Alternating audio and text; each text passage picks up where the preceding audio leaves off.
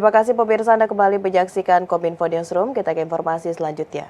Presiden Joko Widodo menghadiri peluncuran dan penyuntikan pertama vaksin Indovac besutan PT Bio Farma.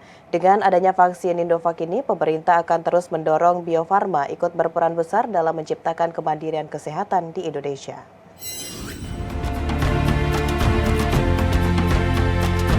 Dalam rangka merealisasikan kemandirian vaksin COVID-19 produksi dalam negeri, PT Bio Farma selaku induk BUMN di bidang farmasi melakukan pengembangan terhadap vaksin COVID-19 yang diberi nama Indovac. Vaksin ini telah memperoleh izin penggunaan produk medis untuk mendeteksi, mencegah, atau mengobati penyakit dalam kondisi darurat atau sering disebut Emergency Use Authorization dan siap digunakan sebagai vaksin primer bagi masyarakat yang belum pernah memperoleh vaksin sebelumnya. Presiden Joko Widodo menghadiri serta meresmikan peluncuran dan penyuntikan pertama vaksin Indovac di kantor pusat Bio Farma, Kota Bandung pada Kamis 13 Oktober 2022.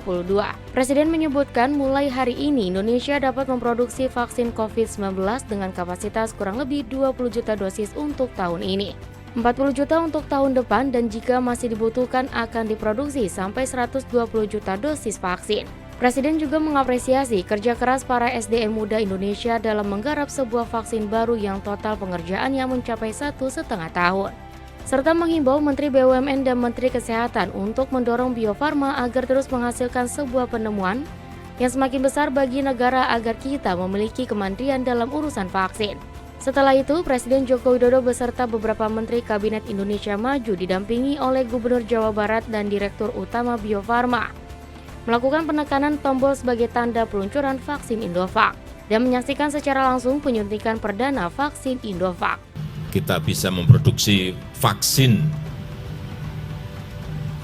COVID sendiri dengan kapasitas di tahun ini nanti kurang lebih 20 juta, tadi Pak Dirut menyampaikan, tahun depan bisa 40 juta, dan kalau memang pasar masih memerlukan bisa sampai ke 120 juta dosis vaksin. Inilah saya kira sebuah kerja keras SDM muda kita dalam menggarap sebuah vaksin baru dari hulu sampai hilir. Ini memakan waktu Indovac dari awal sampai sekarang 1,5 tahun, juga diam, nggak pernah bersuara, tahu-tahu jadi Indovac.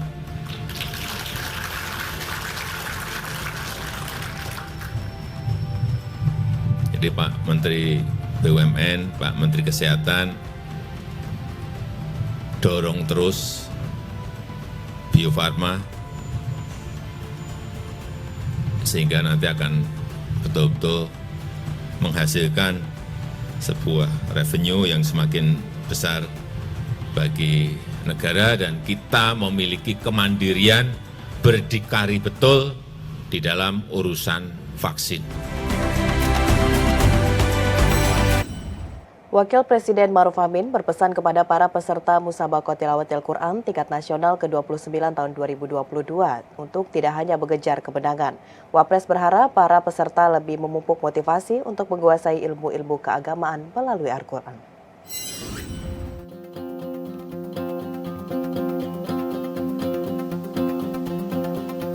Wakil Presiden Kiai Haji Ma'ruf Amin membuka secara resmi Musabaqah Tilawatil Quran atau MTQ tingkat nasional ke-29 tahun 2022 di Kalimantan Selatan pada 12 Oktober 2022. Melalui keputusan Menteri Agama nomor 442 tahun 2020, Provinsi Kalimantan Selatan resmi ditunjuk menjadi tuan rumah penyelenggaraan kegiatan MTQ nasional ke-29 tahun 2022. Mengusung tema, dengan MTQ nasional kita tingkatkan kualitas SDM yang unggul dan Qur'ani untuk mewujudkan masyarakat yang religius dan modern, menjadi salah satu program pembangunan bidang agama dalam meningkatkan pemahaman dan pengembangan nilai keagamaan di masyarakat dan diantaranya melalui kegiatan MTQ. Wapres menyampaikan perkembangan kehidupan beragama selama ini di Indonesia relatif menggembirakan, terutama pada tingkat pelaksanaan ritual keagamaan yang didukung oleh meningkatnya penyediaan sarana dan fasilitas keagamaan yang ditunjukkan dalam kegiatan keagamaan yang tumbuh subur. Pelaksanaan Lomba MTQ Nasional tahun ini dilaksanakan di beberapa daerah di Provinsi Kalimantan Selatan, yaitu Kabupaten Banjar, Kabupaten Banjarbaru, dan Kota Banjarmasin, Provinsi Kalimantan Selatan dari tanggal 10 sampai 19 Oktober 2022. MTQ tingkat nasional ke-29 tahun 2022 diikuti sebanyak 1.676 peserta dan juga diikuti oleh peserta dari kelompok disabilitas tunanetra yang berasal dari 34 provinsi dan 135 dewan hakim. Peserta tersebut akan mengikuti sebanyak 8 cabang lomba. Adapun ke-8 cabang lomba tersebut adalah cabang seni baca Al-Quran, hafalan Al-Quran, tafsir Al-Quran, syarhil Quran, kaligrafi, qiraat Al-Quran, Fahmil Quran, dan cabang karya tulis Al-Quran atau KTIQ. Untuk mengagungkan kalam ilahi, untuk meneguhkan kesuciannya, memperkuat keimanan, dan memperluas fungsi edukatif daripada kitab suci Al-Quran bagi umat Islam. Oleh karena itu, tema yang diangkat dalam musabaqah tilawatul Quran dalam MTQ tahun ini, dengan MTQ nasional kita tingkatkan kualitas SDM yang unggul dan Qurani untuk mewujudkan masyarakat yang religius dan moderat.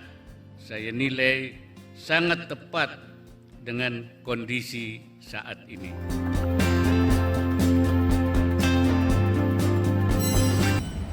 Menteri BUMN Erick Thohir membentuk Sugarco untuk menjaga ketahanan pangan dan energi di tengah ancaman ketidakpastian global.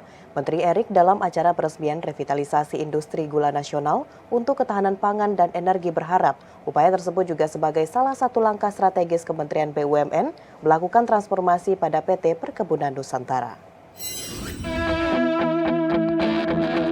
Untuk menjaga ketahanan pangan dan menjadi penggerak ketahanan energi nasional, Kementerian BUMN membentuk perusahaan perkebunan tebu dalam satu entitas yang dinamakan Sugarco. Pembentukan Sugarco ini sejalan dengan revitalisasi industri gula nasional yang dilakukan di Kebun Tebu Temugiring, Mojokerto, Jawa Timur. Selain itu, hal ini dilakukan juga untuk meningkatkan produksi dan hilirisasi gula. Menteri BUMN Erick Thohir memastikan kegiatan ini merupakan langkah nyata untuk mengurangi ketergantungan atas rantai pasok dunia di tengah ancaman ketahanan pangan dan energi dunia. Sesuai dengan arahan Presiden Joko Widodo bahwa Indonesia harus bergerak menuju swasembada gula dan juga menggunakan bioetanol sebagai salah satu sumber energi di masa depan. Produksi bioetanol berbasis tebu yang memberikan kontribusi nyata pada biofuel ini diharapkan dapat turut meningkat. Menteri Erick juga menyebutkan seiring dengan meningkatnya produksi tebu nasional, Sugarco juga berpotensi memproduksi bioetanol sebanyak 1,2 juta kiloliter di tahun 2030. Transformasi PTPN alhamdulillah sudah berjalan baik dan ini memasuki di bawah payung proyek strategi nasional. Dan tentu kita harapkan gula yang kita lakukan hari ini bisa memenuhi kebutuhan gula nasional untuk jangka menengah dan panjangnya. Kedaulatan pangan, kedaulatan energi harus kita ciptakan. Tentu dengan segala kerendahan hati kita harapkan sinergi yang kita lakukan ini terus bisa terjaga. Karena ini bukan lari 100 meter, tapi ini merupakan maraton yang bersama-sama. Pemirsa, kita ke informasi selanjutnya. Gubernur Lemhanas Andi Wijayanto menyatakan akan membuat kajian-kajian yang cepat untuk mitigasi krisis ekonomi, krisis pangan, dan krisis energi. Hal ini dilakukan menyusul arahan Presiden Joko Widodo kepada peserta program pendidikan reguler Angkatan 63 dan 64 tahun 2022.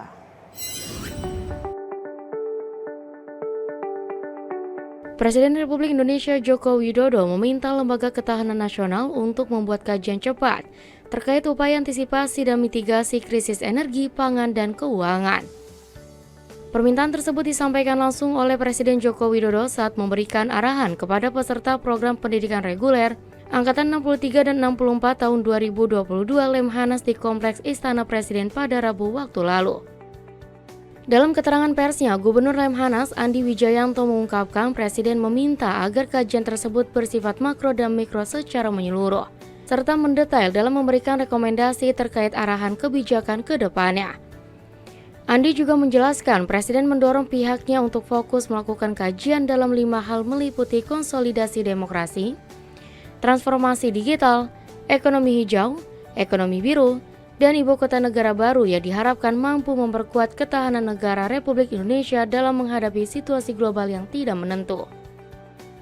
Presiden memberikan arahan bagi kami di Lemhanas untuk membuat kajian-kajian cepat tentang bagaimana mengantisipasi dan mitigasi krisis yang oleh Presiden diminta kajiannya bersifat makro, bersifat mikro dikombinasikan dan juga harus detail dalam rekomendasikan kepada Presiden arah-arah kebijakan ke depan. Pemirsa, setelah jeda pariwara, kami akan kembali dengan dialog Kominfo Newsroom mengenai persiapan Festival Danau Poso. Tetaplah bersama kami.